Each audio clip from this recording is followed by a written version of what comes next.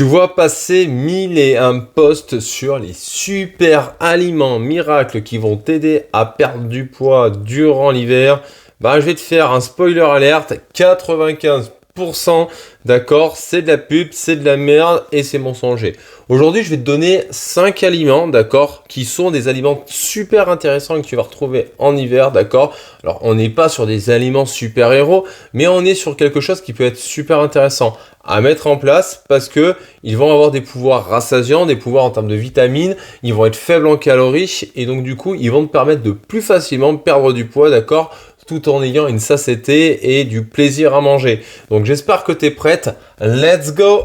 Alors, déjà, on va comprendre une chose très très simple, c'est pourquoi l'alimentation à un moment donné, c'est la base de la base si tu veux réussir à perdre du poids, ok. La première chose, je vais te donner un ordre d'idée et ça c'est typiquement ce qui va se passer en hiver. Tu as froid, donc du coup tu vas aller prendre un bon chocolat chaud avec un donut tiède, d'accord, ou une crêpe, à toi de choisir.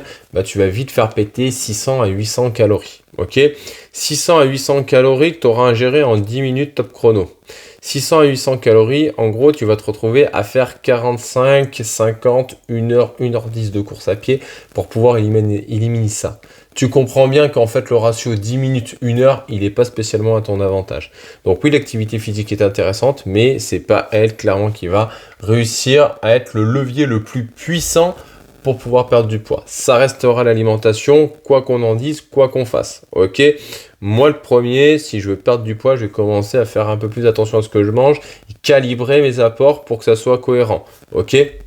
Bon, après, chacun a des apports différents en fonction d'eux, mais voilà, à un moment donné, l'alimentation restera la base, ok. On vient à un moment donné comprendre aussi une chose, c'est le principe que la densité calorique des aliments va être super intéressante, surtout dans cette période hivernale où on va avoir du fromage de partout. D'accord, donc le fromage, le gras et autres va avoir une densité calorique beaucoup plus importante. Je vais te donner un ordre d'idée très simple, une cuillère à soupe d'huile va être l'équivalent d'environ un gros bol de salade. Et encore, je pense que la salade est déficitaire. D'accord? Donc tu comprends bien qu'à un moment donné, le ratio n'est pas le même. Il y en a un où tu vas le sentir passer comme ça, il y en a l'autre où il va quand même pas mal de rassasier. Je sais pas si tu as déjà essayé de bouffer un saladier de salade. Moi personnellement, ça me cale bien. Donc, faut comprendre une chose, c'est que dans la densité calorique, les légumineuses, les légumes, les fruits vont être hyper intéressants parce que riches en fibres et donc du coup vont te caler. Et tu vas voir, je vais t'en donner un ou deux qui va vraiment pouvoir faire la différence en hiver. Et il va y avoir aussi tout ce qui va être apport en protéines qui va être à prendre en compte parce que ultra satiétante, d'accord, avec un haut niveau aussi d'activation au niveau de la digestion. Et la dernière chose, ça va reprendre un petit peu en place tout ce qui va être IG, d'accord, indice glycémique. Parce que à un moment donné, quand on est dans les repas de fête, les chocolats sont partout et donc du coup on peut tout faire péter. Donc 5 aliments super intéressants. Le premier, ça va être la lentille, d'accord. On est en Auvergne, prenez-moi des lentilles vertes du Puy, d'accord, soyez chauvin.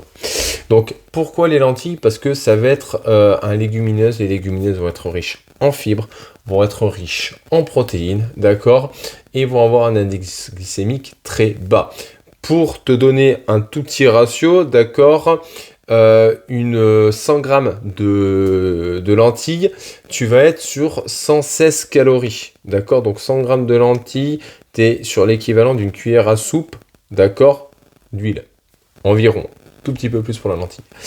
Mais dans ces 100 grammes, tu vas avoir 9 grammes de protéines, 8 grammes de fibres, d'accord, et tu es sur un indice glycémique de 20 à 25.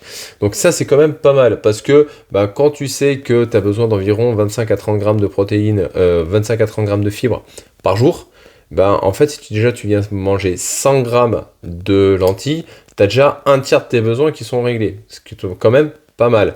Donc sur une portion où tu peux aller chercher, tu vois, un bon bol qui va être à 150-200 grammes, tu vas avoir plus de la moitié de tes ratios qui vont être tranquilles. Et tu peux y aller, fais-le en dalle, d'accord, de lentilles, avec du curry, ça c'est une tuerie, j'adore. D'accord, une salade de lentilles avec des carottes, une soupe, d'accord, carottes, lentilles, ça passe super. En deux, il va y avoir les choux, d'accord? Donc choux classiques, choux frisés, choux de Bruxelles, j'en passe, et des meilleurs. Ok.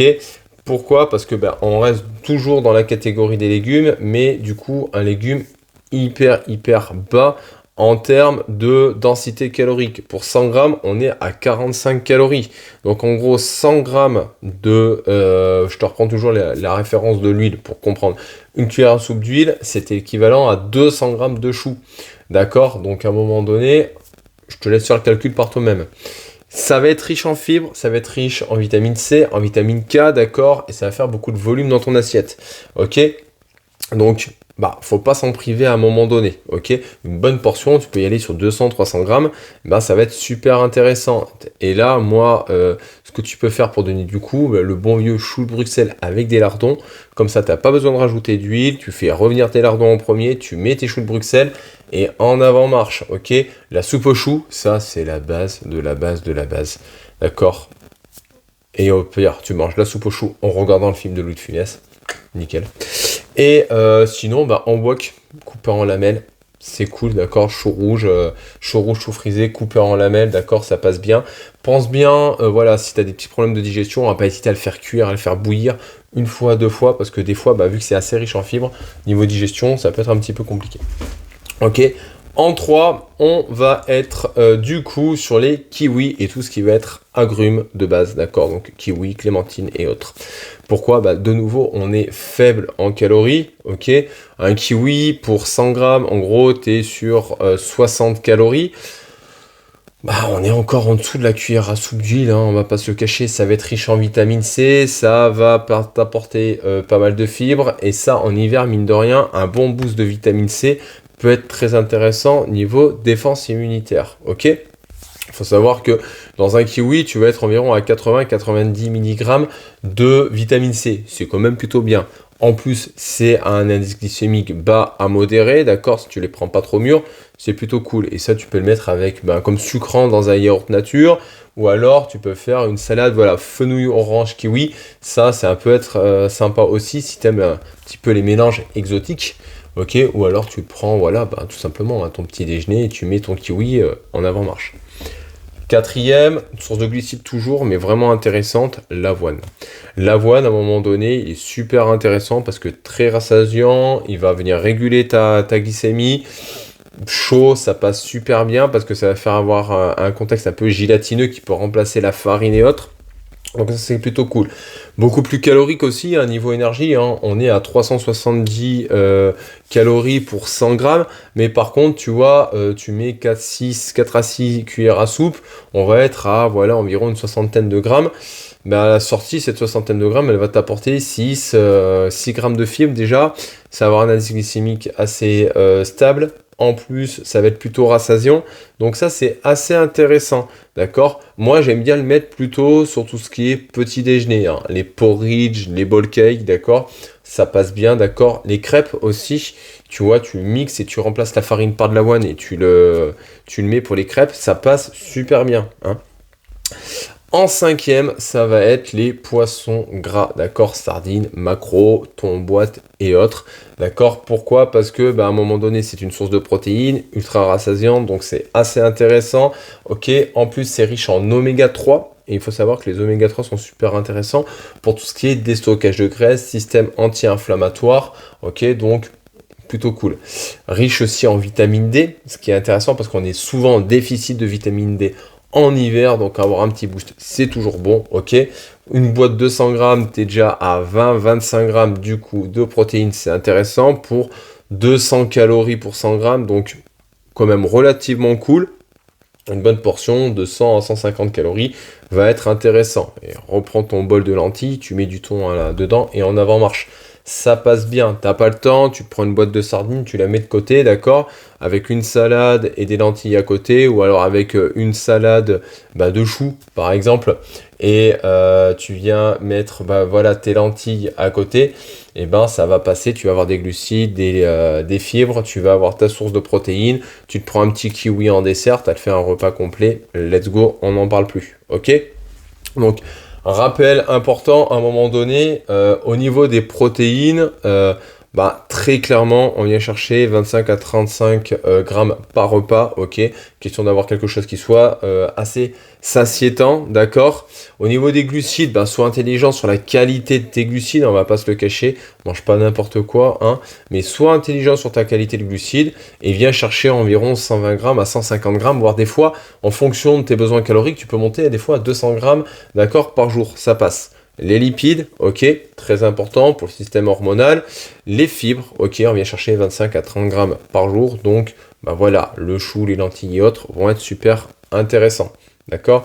Dernier rappel qui peut être intéressant pour toi si tu veux réussir à continuer à perdre du poids pendant la période hivernale, reste sur un déficit calorique qui va aller entre 200 et 400 calories. Ok, pour pouvoir avoir quelque chose qui soit tenable sur le long terme. Ok, en termes de poisson, 1-2 fois par semaine, ça passe bien.